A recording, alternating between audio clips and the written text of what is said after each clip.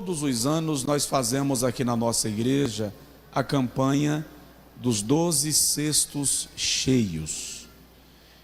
Janeiro, fevereiro e março são 12 terças que nós ministramos sobre um tema geral, e dentro desse tema nós trabalhamos subtemas. Nós já trabalhamos, por exemplo, 12 milagres de Jesus, as 12 portas de Jerusalém, os 12 cestos que Jesus mandou distribuir, aliás, que Jesus mandou recolher depois da multiplicação dos pães e dos peixes. Nós já trabalhamos aqui o poder que você tem, o poder do amor, da comunicação, da gratidão e tal. Todas essas mensagens têm arquivadas no canal do YouTube. Nós já pregamos aqui sobre vencendo as adversidades da vida, tá? Gigantes na fé. Todos os anos nós temos um tema geral. Este ano o Senhor trouxe ao meu coração o tema Eu decidi prosperar. Diga comigo, eu decidi prosperar.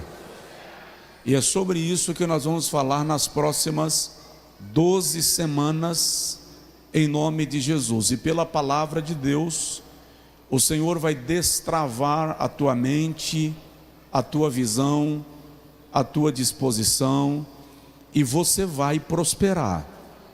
Ai, Jesus do céu, ajuda meu espírito, você vai prosperar. Agora, o que eu vou trazer para o irmão, pela palavra de Deus, são princípios que nos fazem experimentar esta prosperidade, tá? Então não falte aos cultos das terças, divulgue, convide pessoas, e na medida que o Senhor for lhe abrindo portas, na medida que o Senhor for gerando milagres na sua vida, na medida que a sua casa for tocada pelo poder do milagre de Deus, seja grato e testemunhe. O tema anual da igreja, o tema esse ano é ano de plantar e colher, tá bom? Abra comigo a sua Bíblia, por favor. Nós vamos ler 2 textos. O primeiro no livro de Jó, capítulo de número 22, versículo de número 28. Jó, capítulo 22, versículo 28. Nós vamos ler 2 textos, um no Antigo Testamento e um no Novo Testamento. Os estudiosos mais ortodoxos preferem chamar de Primeiro Testamento e Segundo Testamento, tá? Jó 22, 28 diz assim. Alguns se levantaram, então, por favor, os que puderem, é uma cultura da nossa igreja e ela é boa, né? Jó 22, 28. Determinando tu algum negócio, ser-te-á firme, e a luz brilhará em teus caminhos. Determinando tu algum negócio, ser-te-á firme, e a luz brilhará em teus caminhos. Filipenses, Novo Testamento, Segundo Testamento, Filipenses, capítulo de número 4. Filipenses, capítulo de número 4. Aleluia.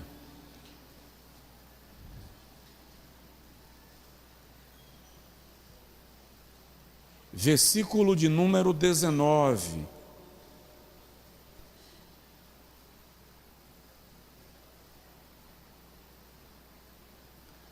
O meu Deus, guardar um pouquinho, alguns irmãos ainda estão procurando. O meu Deus, segundo as suas riquezas em glória, suprirá todas as vossas necessidades por Cristo Jesus. O meu Deus, segundo as suas riquezas em glória, suprirá todas as vossas necessidades por Cristo Jesus. Agora diga comigo: Senhor, eu quero entender a tua palavra e preciso de poder para colocar em prática os princípios que ela me ensina. Amém. Pode sentar, em nome de Jesus. O tema da mensagem desta noite é: decida prosperar. Esta é a primeira das 12 que nós vamos compartilhar, e o tema é: decida prosperar. O Senhor Jesus, uma certa feita, disse que é mais fácil um camelo passar pelo fundo de uma agulha do que um rico entrar no céu. A análise desse texto, sem o uso do seu contexto, fez com que algumas pessoas entendessem que pobreza é critério para a salvação. Porque já que o rico dificilmente entra no céu, então para o pobre a salvação é mais provável. Errado.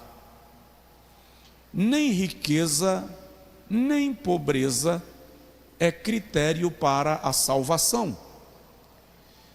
Jesus estava falando daquele rico com quem ele conversava naquele instante e naquele momento, da sua escravidão pela riqueza. Ele havia se tornado cativo daquilo que possuía, acabara se tornando egoísta, egocêntrico, desprovido de generosidade e de capacidade de partilhar aquilo que o Senhor lhe havia conferido como dom. Entretanto, eu e você precisamos lembrar: a salvação é resultado exclusivo, único, da fé. Fé salvífica, fé que nos leva à submissão ao senhorio de Cristo, pelo seu sacrifício na cruz do Calvário. Você me entendeu? Diga amém. Então, ser rico ou ser pobre não é critério para a salvação. Vale, obviamente, entender que aquele que coloca a sua fé, a sua confiança naquilo que possui, automaticamente está desprovido de fé e confiança naquele que é dono de tudo. Porém, como o tema é eu decidi prosperar, eu gosto sempre de começar explicando e conceituando o assunto que nós estamos a tratar. E sempre que se fala em prosperidade, existe uma certa apreensão: lá vai falar de dinheiro. E eu preciso te lembrar que dinheiro é só um aspecto de prosperidade, e não necessariamente é prosperidade.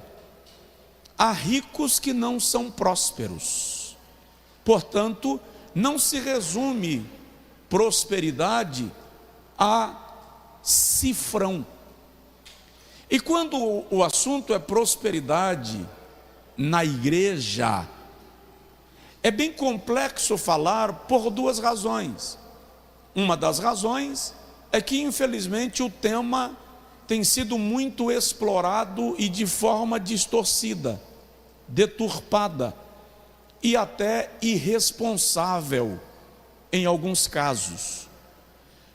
Por outro lado, nós somos de uma cultura que você não pode prosperar porque você é visto quase como um impostor. Se você prospera, você é visto quase como um impostor. Existe um estigma de que se alguém enriqueceu, por exemplo, roubou alguém, tomou de alguém, extorquiu alguém.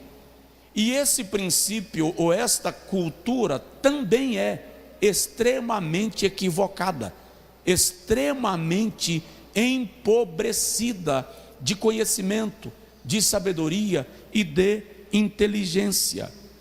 Porém, o que a Bíblia diz sobre prosperidade?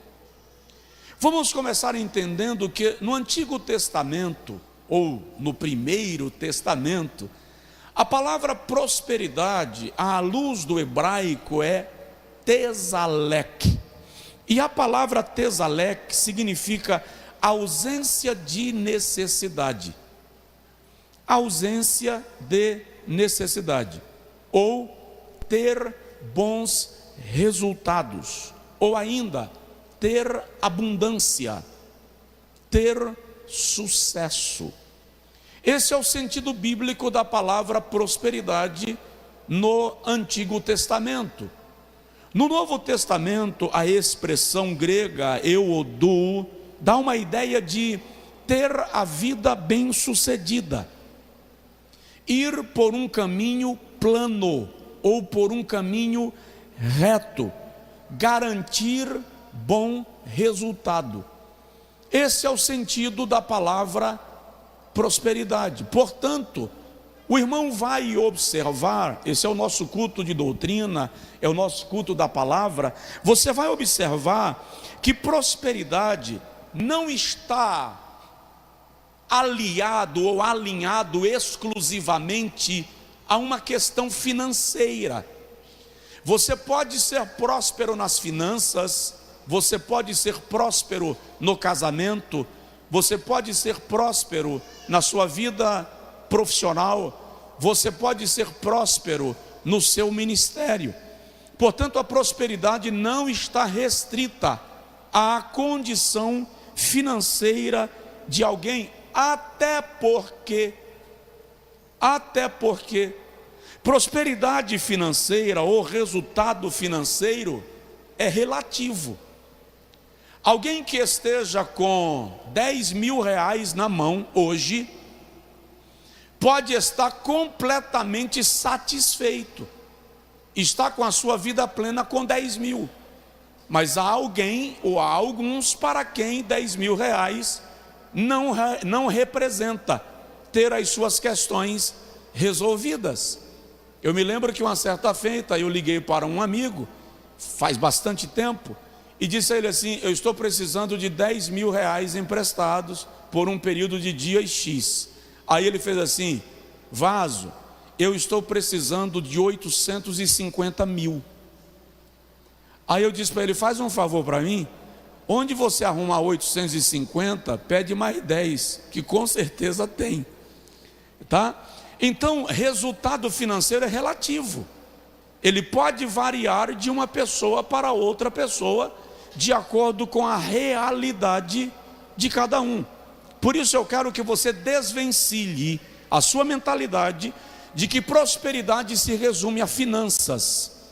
A grande pergunta é: como está a sua vida em todas as áreas neste início de ano 2025? O que precisa ser alinhado, aliado? Se nós analisarmos a palavra prosperidade financeira a partir dos sinônimos dos termos originais, nós vamos entender que prosperidade financeira é ter uma situação financeira superior às suas necessidades financeiras. Porém, meus amados irmãos, eu quero que você entenda que quando lemos a Bíblia Sagrada, percebemos que prosperidade é o plano de Deus para o seu povo. Eu vou repetir, porque somente uma irmã ouviu e só ela disse glória a Deus. Se lemos a Bíblia Sagrada, nós percebemos que prosperidade é o plano de Deus para o seu povo. Você nem precisa ser adepto da teologia da prosperidade para entender isto. Vou te dar alguns exemplos rápidos. Olha o Salmo 1. Bem-aventurado o homem que não anda segundo o conselho dos ímpios, não se detém no caminho dos pecadores, nem se assenta na roda dos escarnecedores. Antes, tem o seu prazer na lei do Senhor, e na sua lei medita, de dia e de noite. Pois será como a árvore plantada, junto a ribeiros de águas, a qual dá o seu fruto na estação própria, e cujas folhas não caem, e tudo quanto fizer prosperará. Se você analisar a expressão do salmista, cujas folhas não caem, você vai entender que o salmista está dizendo isto porque nas regiões onde o inverno é rigoroso, no período do outono, que antecipa o inverno, as folhagens das árvores amarelam. Isso está acontecendo exatamente agora no Canadá, nos Estados Unidos, na Europa, em Israel. Agora é frio lá, então as folhagens amarelam e elas caem. Por que elas caem? Porque como o solo vai ficar pesado por causa do inverno, da umidade pesada, a árvore, o caule, as raízes têm mais dificuldade de puxarem nutrientes do solo para alimentarem a si mesmas. Então é um recurso da própria natureza. Libera as folhas, libera as flores para exigir menos nutriente para a própria árvore. E o que ela faz? Utiliza as suas próprias flores e folhas, que apodrecerão ao pé da árvore e que se envolverão com o solo, e vai servir de alimento e nutrição para a própria árvore. Ou seja, no tempo da crise, as árvores liberam as suas folhas para que tenham reserva de energia para suportarem o inverno. Você entendeu? Diga amém. Mas aí o salmista diz assim: o justo é como árvore plantada junto a ribeiros de águas, cujas folhas não caem. Diga comigo: cujas folhas não caem. Vira para o irmão do seu lado e fala com ele assim: as folhas não vão cair. O que o salmista está dizendo? Ele está dizendo que o justo plantado junto a ribeiros de águas, nem em tempo de crise perderá as suas folhagens, nem em tempo de crise perderá a sua capacidade de se manter nutrido e fortalecido. Isso é Bíblia, irmão, isso é palavra de Deus. O Salmo de número 37, versículo 23, o salmista diz: fui moço, já fiquei velho, e nunca vi desamparado o justo, nem a sua descendência a mendigar o pão. Eclesiastes capítulo 5, versículo 19, o sábio diz que o dom de adquirir riquezas é o Senhor quem dá a quem Ele quer. Observe isso. Olha Isaías capítulo 58, versículo 11. O Senhor te guiará continuamente. Deixa eu abrir aqui o texto. O Senhor te guiará continuamente e fortificará os teus ossos.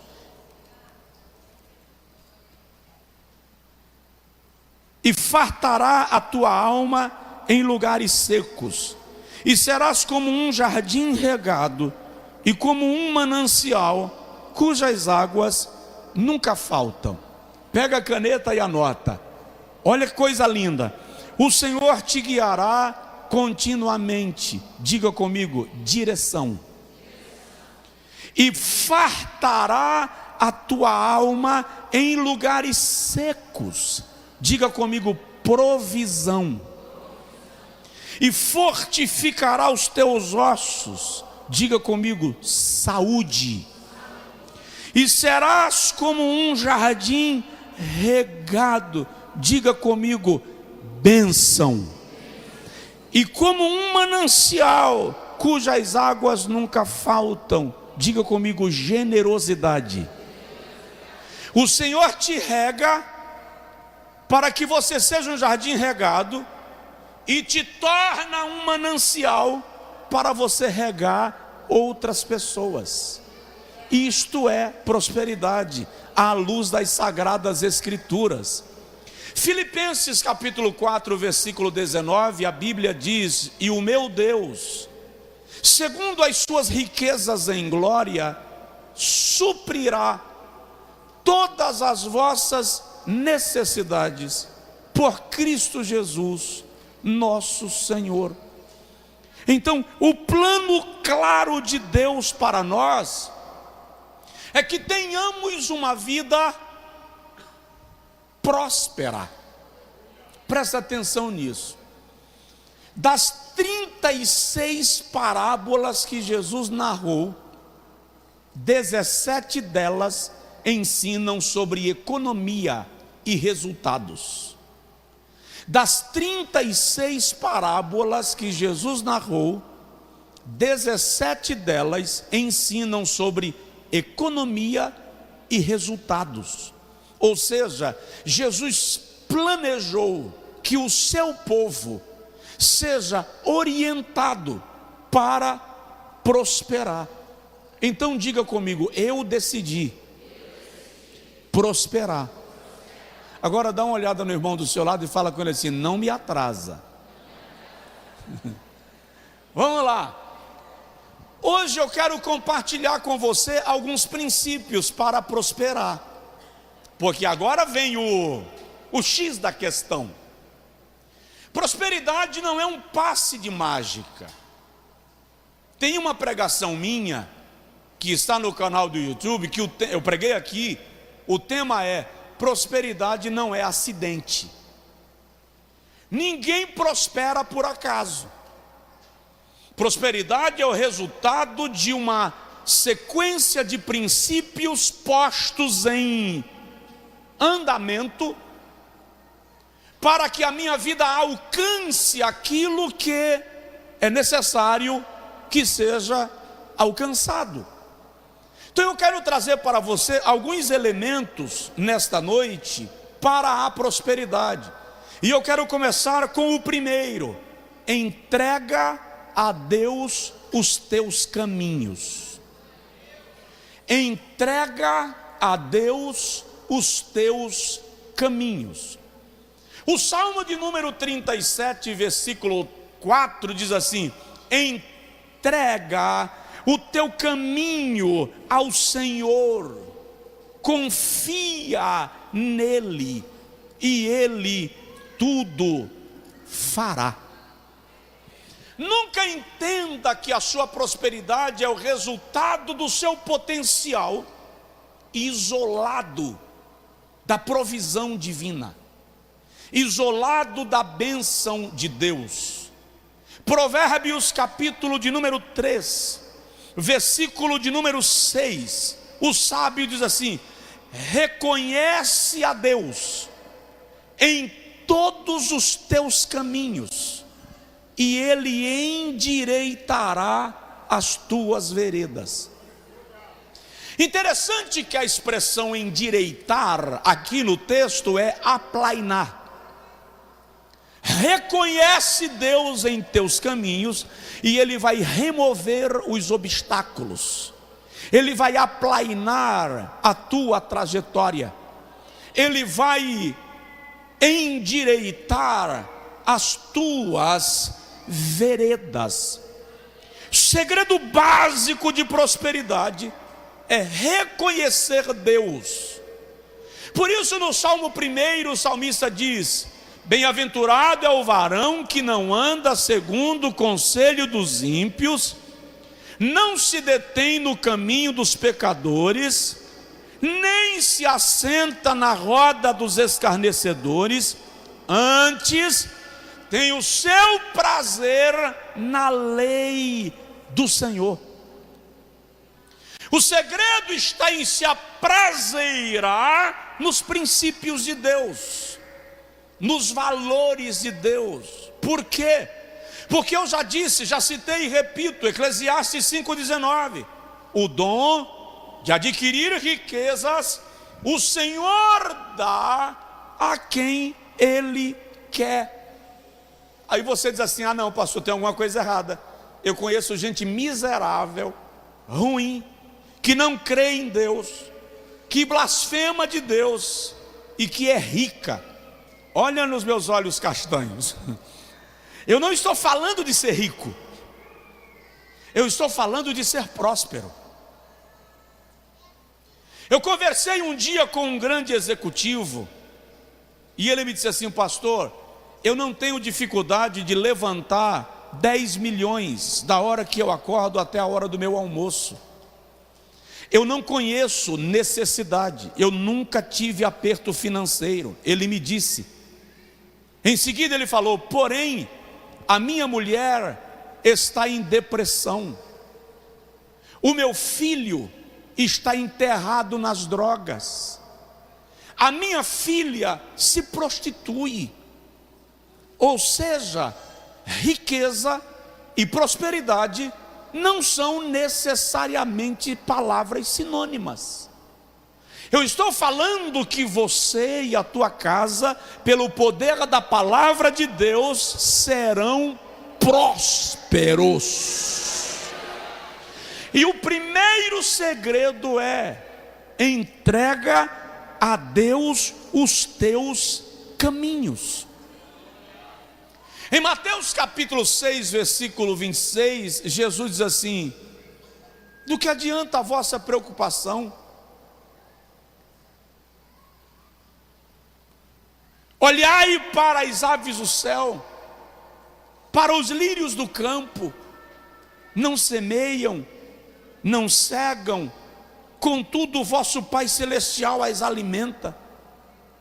Quem as alimenta? O Pai.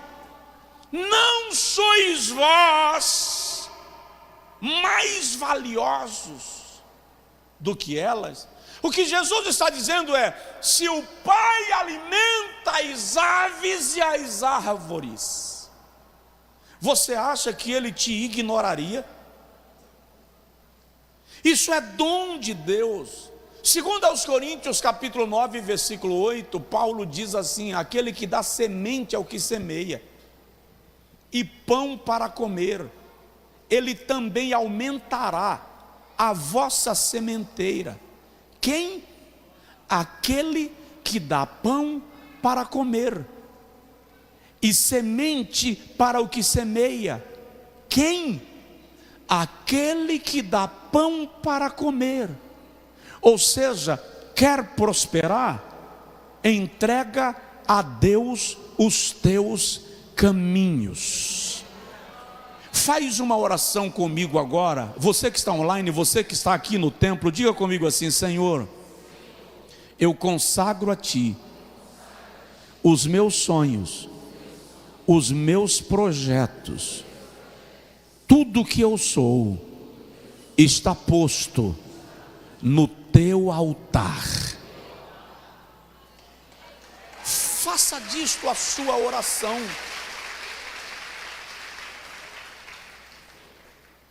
Decida prosperar. Quem decidiu prosperar? Faz assim. Desculpa, tá? Desculpa a minha religiosidade, mas tem umas pessoas que precisavam estar aqui hoje. Por quê? Porque tem gente que quer prosperar sozinho. Segundo, quer prosperar? Segundo elemento que vai te levar à prosperidade é trabalho. Trabalha, se livra da preguiça. Eu já ia dizer que tem um demônio que o nome é preguiça, mas não tem. Pelo menos eu não encontro respaldo bíblico para isso. Tem um animalzinho mimoso que o nome é preguiça. Mas tem uns irmãos nas cadeiras das igrejas que o nome, não, o sobrenome é preguiça. Estou orando para Deus abrir a porta. Deus já abriu até portão. E o cara não tem coragem de dar um passo.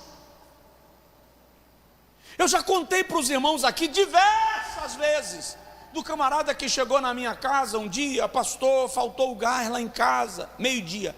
Ainda bem que o almoço já estava pronto. Eu fiquei numa alegria, que eu falei com ele: é milagre, porque na minha casa o gás não espera o almoço ficar pronto para acabar. E o detalhe, naquele dia que está fazendo um negócio que não pode passar do ponto, o gás acaba. Aí lá vai você desesperado atrás de gás. E se você ligar para aquele carrinho da musiquinha, aquele trem demora a passar no dia que você precisa. Aí eu falei com ele: irmão, vamos fazer o seguinte, já que o almoço está pronto, glória a Jesus, vou te dar o dinheiro do gás para você fazer o café à noite e vir para o culto. Traz o teu currículo, porque nós temos na igreja alguns irmãos que são lojistas, empresários, têm conexões. Alguém vai te indicar numa porta de emprego. Ele engrossou a voz e disse assim: se o senhor quiser arrumar emprego para minha esposa, o senhor pode fazer, porque eu vou permanecer na prova, esperando o tempo de Deus. Fala a verdade, quem está na prova é ele ou ela? Porque um homem desse é uma prova, gente. Se você quer prosperar, trabalha. Quando Deus criou o homem, interessante, antes mesmo de criar a mulher, Gênesis 2,18, o Senhor diz: não é bom que o homem esteja só, far-lhe-ei uma adjutora. Mas Gênesis 2,15 ele diz para Adão: está aqui o Éden, lavra e guarda. Interessante, as duas palavras-chave de Gênesis 2,15 é prover e proteger. Lavra e guarda. Trabalha. O meu avô me disse uma certa feita assim: meu filho, não importa se você será professor ou gari. No Angico, na década de 80, isso foi finalzinho da década de 80, professor era o topo.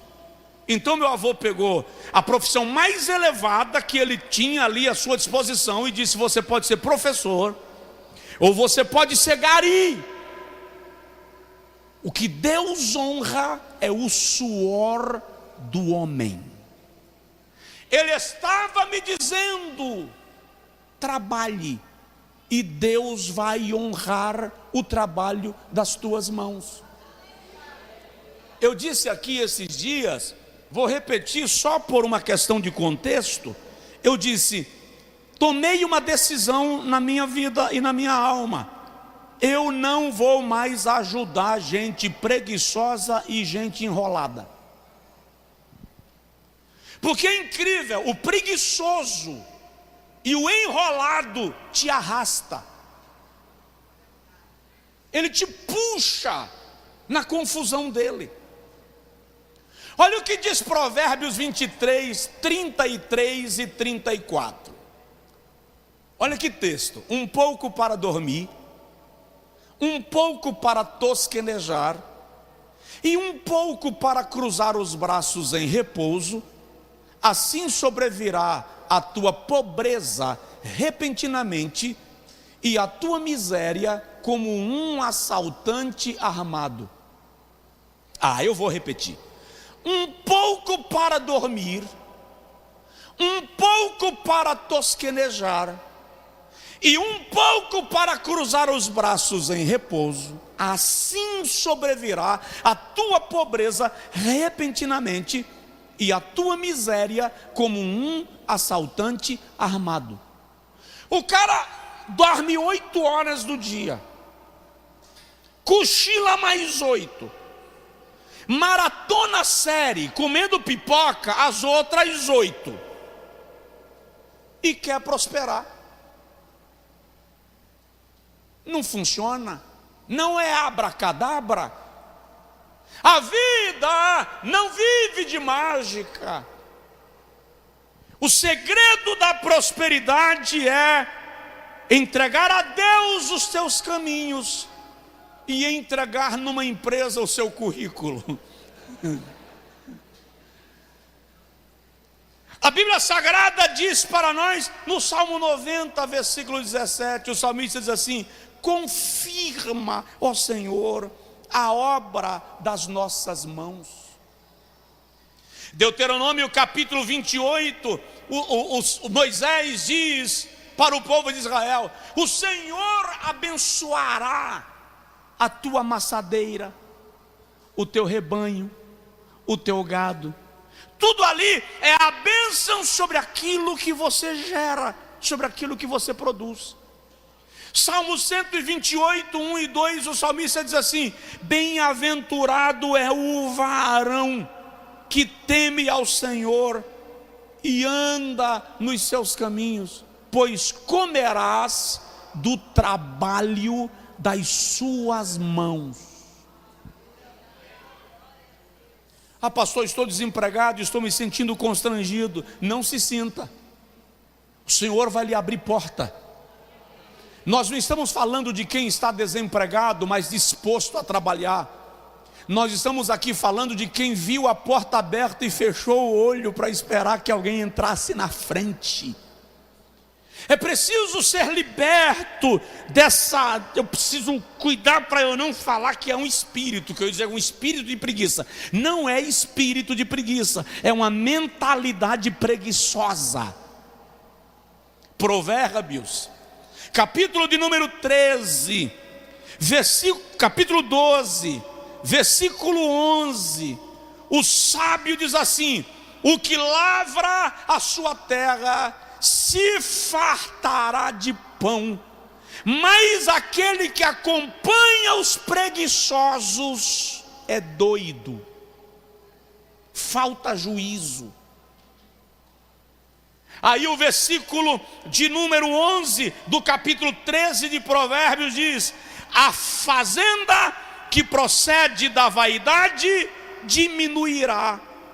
Tem umas versões que diz assim: aquele que enriquece rapidamente verá a sua riqueza diminuir, mas o que ajunta pela força do trabalho verá a sua riqueza aumentada.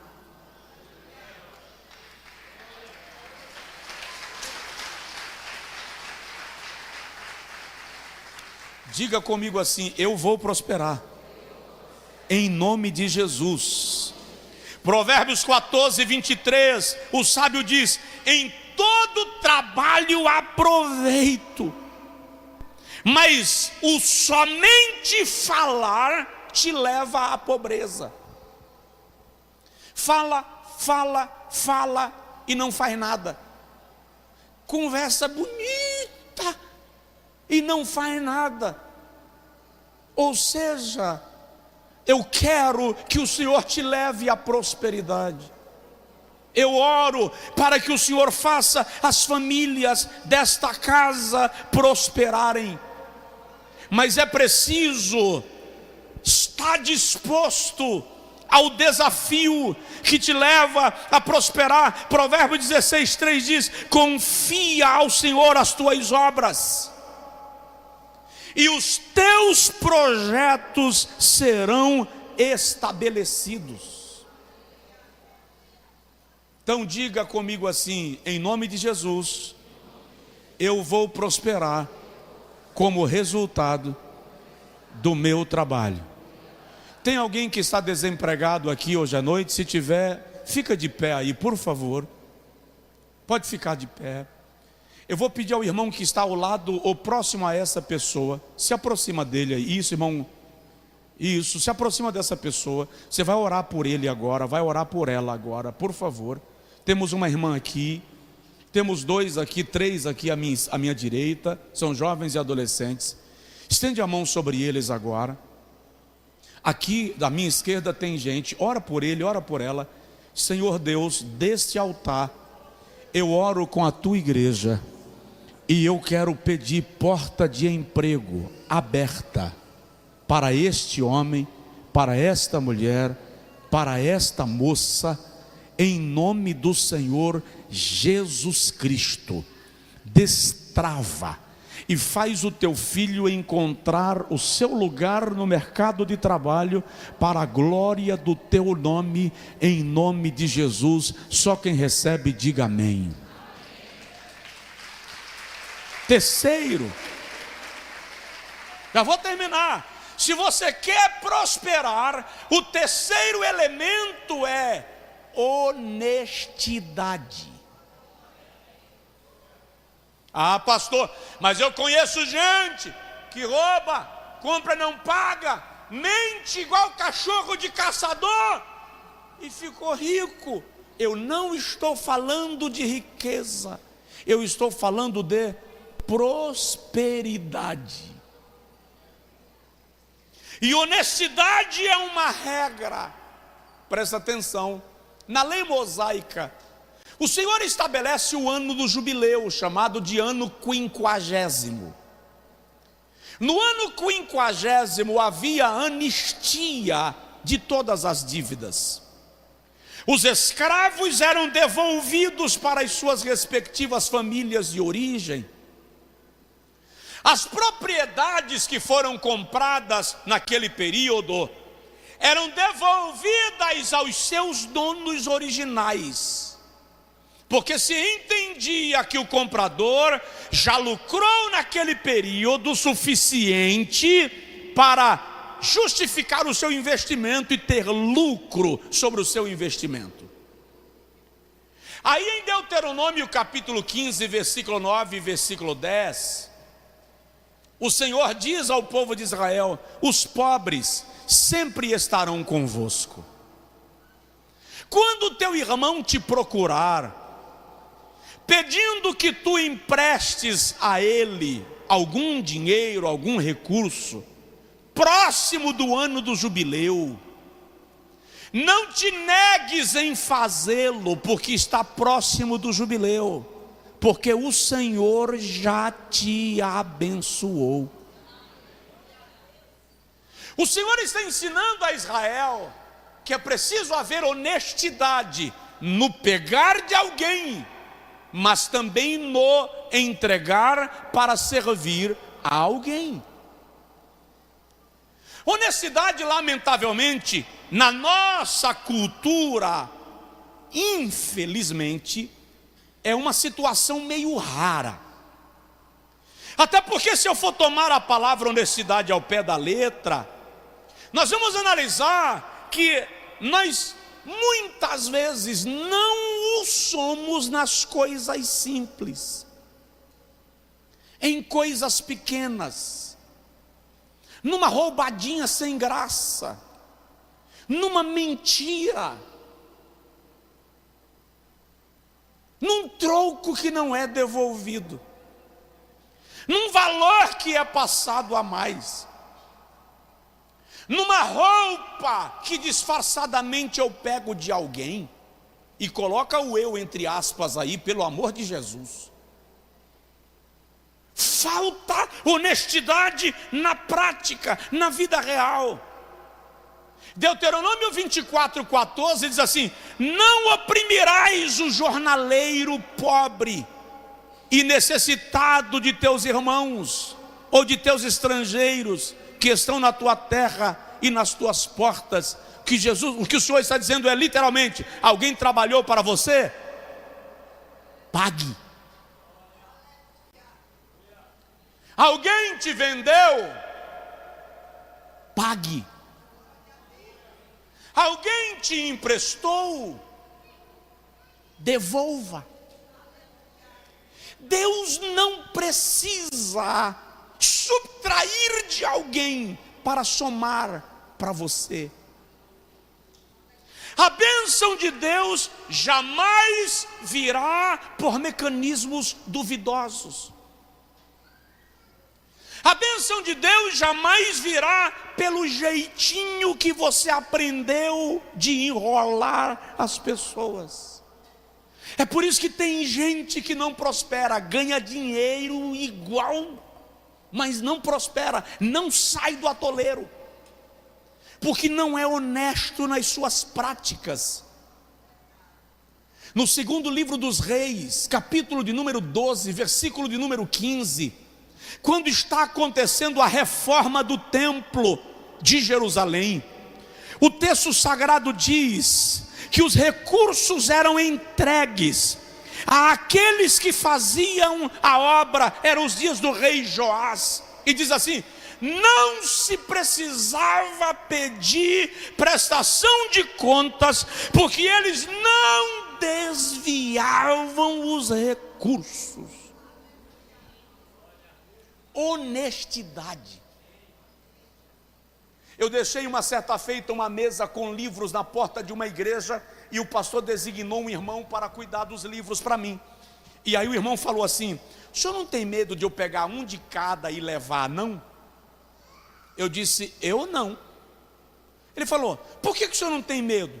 Eu disse: porque eu acho que os livros valem menos do que a sua alma.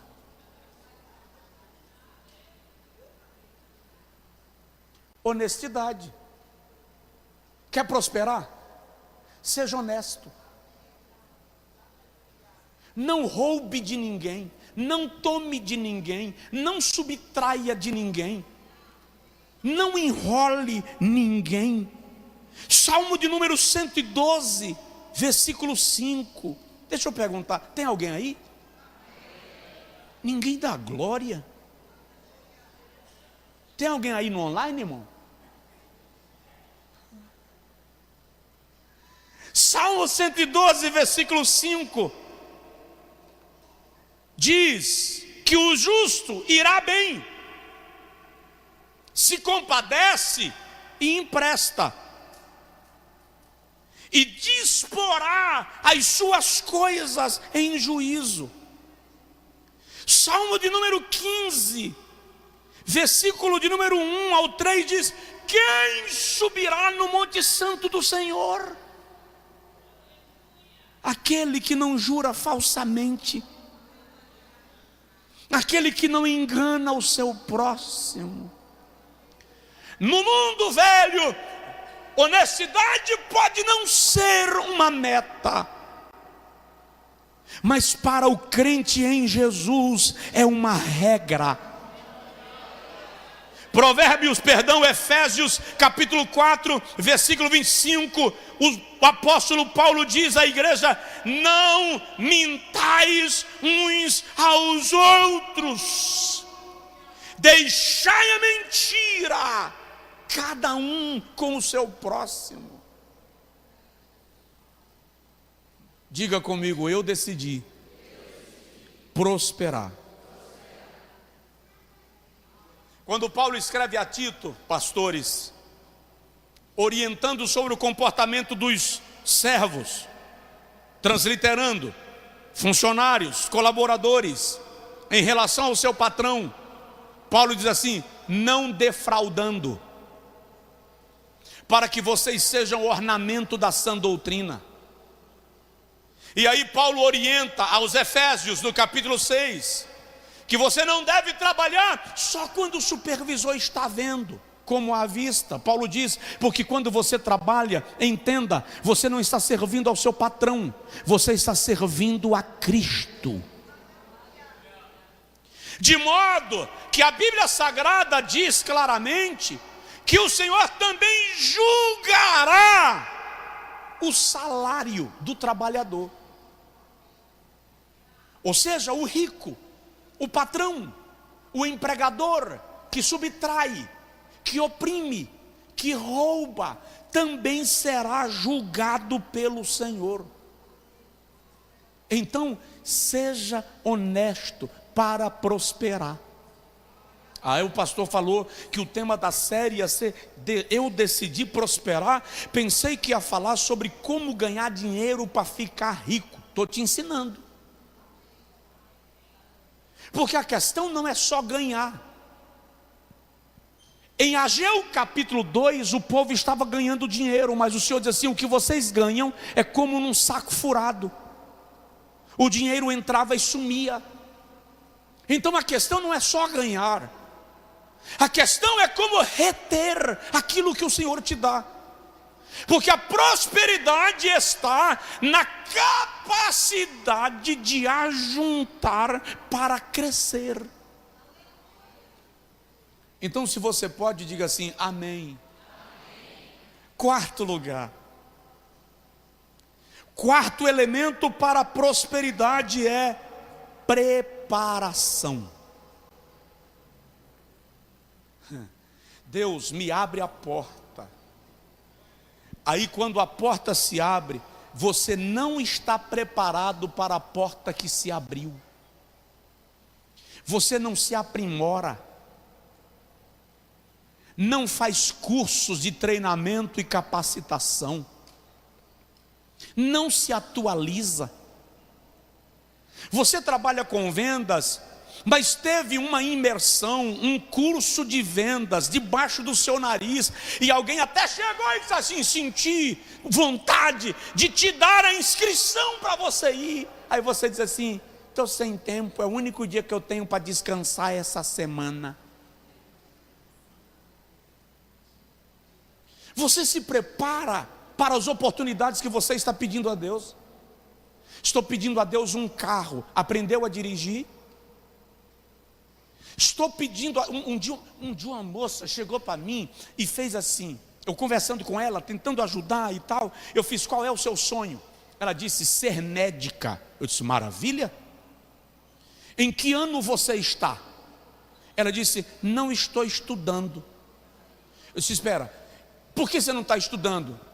Por causa da pandemia, né, pastor? As aulas foram todas encerradas. Eu disse: não, as aulas continuaram. Você só não foi para a sala. Na verdade ficou até mais fácil, que você nem precisou sair de casa para estudar.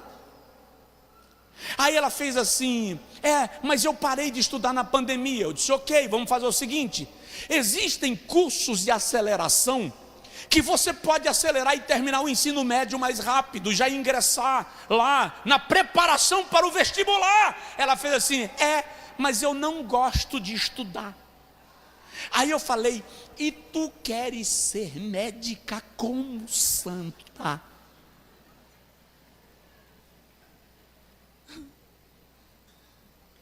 Se prepara.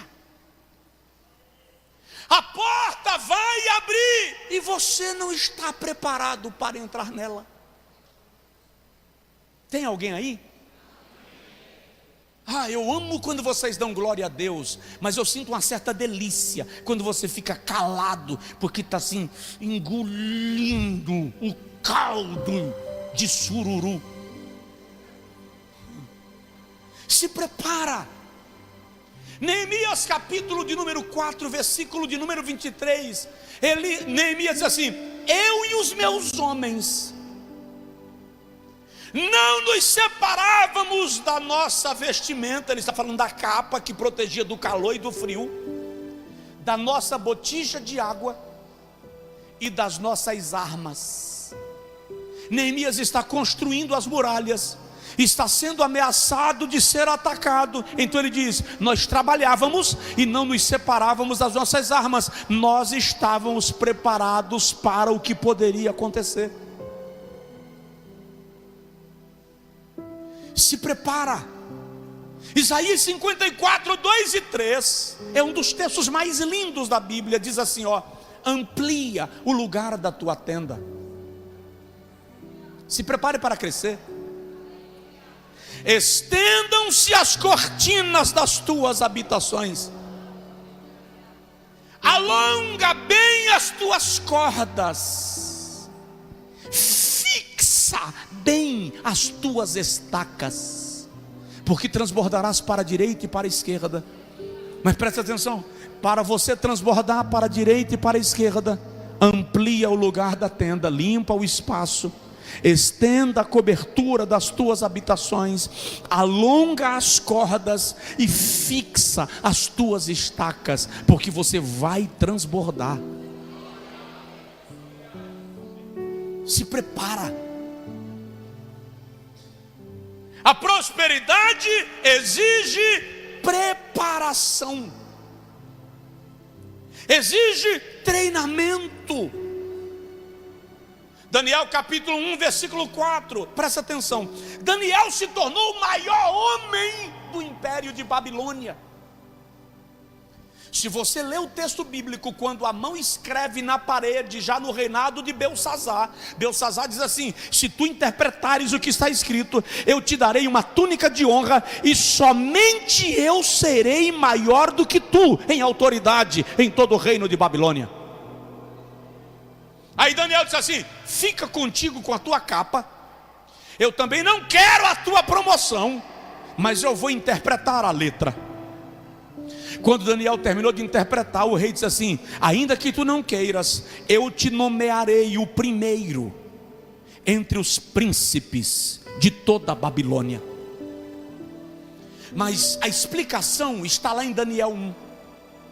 No versículo 4, o rei diz assim: eu quero homens de boa aparência, cheios de sabedoria e inteligência, e de ciência, e com capacidade para aprender.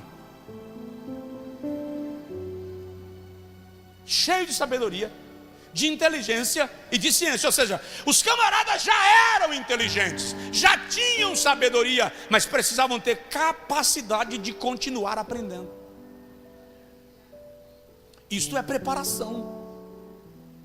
Junto com isso, o temor de Deus que guiou a vida de Daniel e fez dele um exemplo para aqueles que desejam alcançar resultados em sua vida. Diz comigo: eu vou prosperar, mas eu vou me preparar.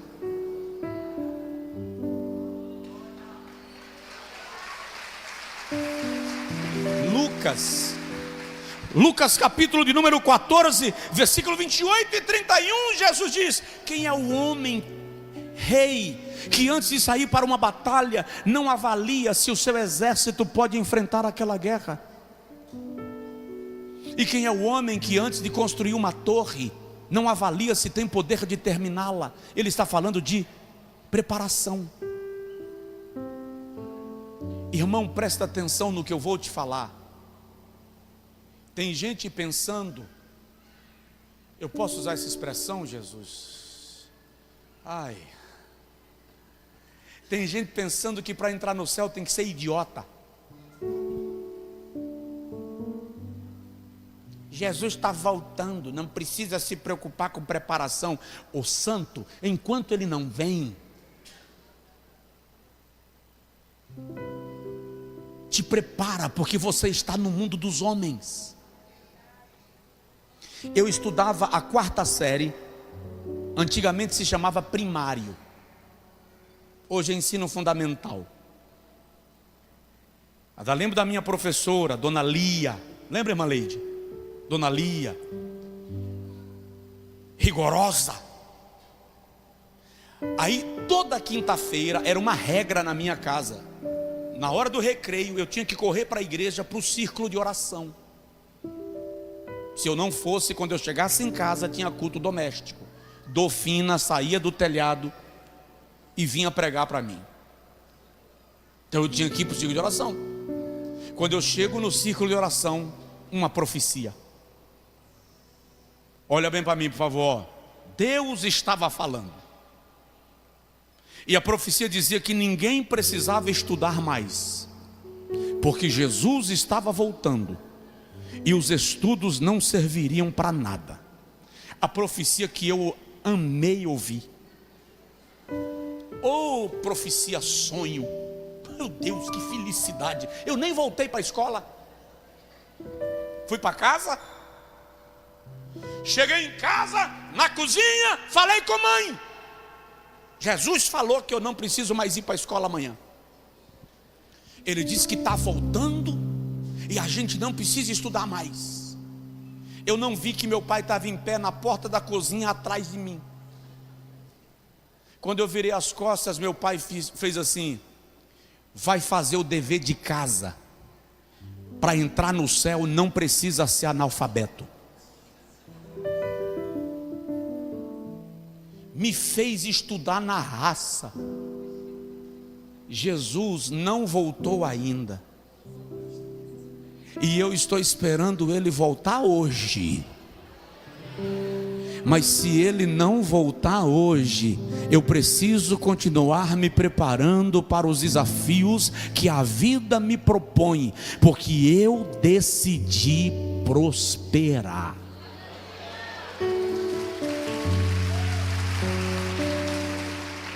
Fica de pé, por favor. Eu vou deixar para falar de outros itens a partir da próxima semana. Nós vamos ficar essas semanas falando sobre eu decidi prosperar. Eu quero te desafiar para você ser preparado para aquilo que Deus te propõe. Deus treinou a José na casa do seu pai para gerir os negócios na casa de Potifar. Na casa de Potifar, José foi treinado para se sair bem no palácio de Faraó. E é interessante que José foi treinado em meio à desonestidade dos seus irmãos. Foi treinado no ambiente da escravidão. Foi treinado na prisão para se tornar o homem mais poderoso do Egito. Olha bem para mim, porque o que eu vou te dizer pode ser uma chave para a sua vida. Todos os processos pelos quais você passa, para de vê-los como injustiça. Deus me abandonou, Deus me esqueceu, foram injustos comigo. Se livra desse vitimismo. Você está sendo treinado para o tempo do palácio. Deus está treinando você. O Senhor está te treinando para um dia você aconselhar quem estará numa crise que você já passou. Na tua crise financeira, Deus está te treinando para ajudar alguém que um dia te procurará com dificuldade semelhante. Na tua crise conjugal, Deus está te treinando para um dia você ajudar alguém que estará em crise semelhante. Nos teus conflitos existenciais, Deus está te treinando para um dia você ter uma palavra de esperança para alguém. Na enfermidade que você está passando, Deus está te treinando para um dia você ter uma resposta para um coração aflito. Nas tuas perdas, Deus está te treinando para que você seja resposta para a dor de alguém. Deus está te preparando para o dia que você precisará entrar no palácio para cumprir o propósito que Ele gerou para a sua vida. Porém, aceite ser preparado, aceite ser treinado, aceite se desenvolver. Você vai prosperar. Diga comigo: eu vou prosperar, em nome de Jesus. Porém, irmão, hoje, terça-feira, 7 de janeiro, tome uma decisão. Todas as possibilidades de melhorar, de aperfeiçoar, de lapidar as suas habilidades, abrace-as. Jovens, moças e rapazes, adolescentes, em nome de Jesus Cristo, se dediquem aos estudos, se apaixonem pela oportunidade de aprender. A minha geração sabe como era difícil o acesso ao conhecimento. A minha geração sabe como entrar numa faculdade era um desafio. Por quê? Porque não havia acessível. Eu morava no Angico, em Mairi, em Pindobaçu, Saúde, Rodelas. Quem queria estudar precisava ter uma oportunidade em Salvador ou em Feira de Santana. Olha bem para mim, E eu não tinha como, não havia chance. Meus pais não tinham recursos para me mandar para lugar nenhum, para eu estudar fora. Hoje, você tem faculdade espalhada em todos os lugares. Ah, mas não tem o curso que eu quero. Então fica parado, lerdo. Faz o que você pode, porque em todo trabalho há proveito. Já disse o texto bíblico, e a porta vai se abrir para você. Quando você se apaixonar pelo propósito que o Senhor gerou na sua vida, Ele vai abrir caminhos em teu favor, Ele vai gerar oportunidades para você. Em nome de Jesus Cristo, toma uma decisão e não para no tempo, porque o Senhor vai te fazer prosperar. Eu quero orar por você. Eu quero orar por todas as moças e rapazes que estão no culto hoje à noite. Vem aqui à frente, em nome de Jesus. Todas as moças e rapazes que estão aqui no templo, vem aqui em nome de Jesus. Eu oro para que Deus gere no seu coração avidez, desejo.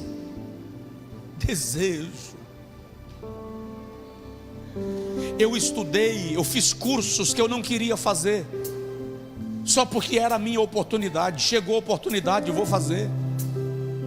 Era aquilo que estava diante de mim. Eu sei que o Senhor vai derramar sobre vocês graça, sabedoria, inteligência. Que a sabedoria que o Senhor liberou sobre Daniel, sobre José, sobre Salomão, também venha sobre vocês, em nome de Jesus Cristo. A igreja estende as mãos para cá, por favor. Senhor, aqui estão as nossas moças e rapazes, aqui estão os nossos adolescentes, as nossas crianças. Eu estou orando, Senhor, como pastor, como sacerdote, a quem o Senhor quis estabelecer para ser canal de bênçãos na vida desses meninos e meninas. Libera sobre eles sabedoria, inteligência, capacidade de aprender. Senhor, eu te peço que essas moças e rapazes estejam nas melhores colocações, seja no mercado de trabalho, em qualquer área onde eles atuarão. Aqueles que estão conosco através do culto online, eu declaro, Senhor, sobre eles avidez, paixão pelo conhecimento, aptidão pela sabedoria.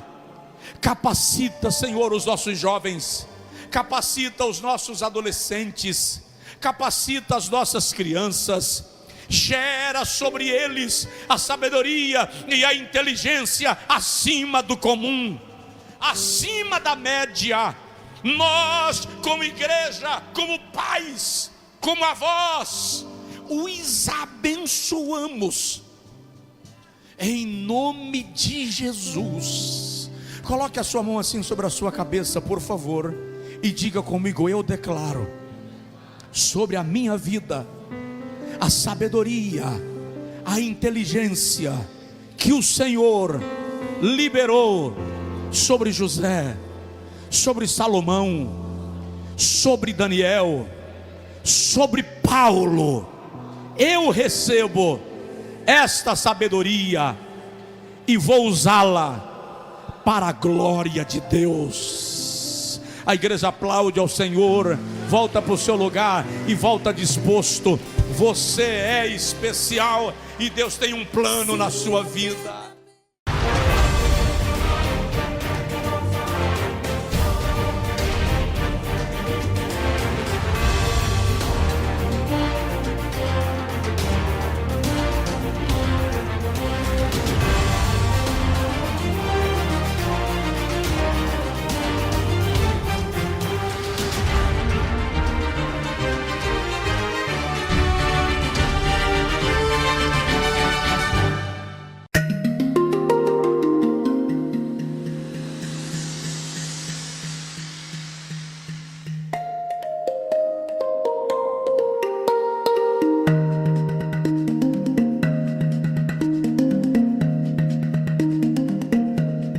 Amém.